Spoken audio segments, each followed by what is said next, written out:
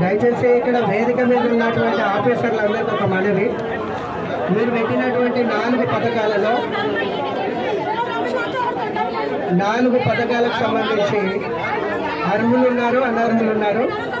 సరే, అనర్హుల విషయంలో మీరు దాన్ని దేని ప్రాతిపదికన చేస్తారనేటువంటిది మీరు ఆఫీసర్లకు తెలుసు, దాన్ని నామ్స్ ప్రకారం చూడండి.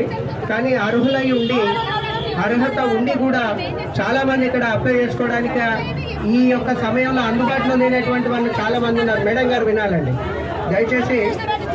అర్హత ఉండి ఈరోజు గ్రామ సభకు రాలేని వారు చాలామంది ఉన్నారు.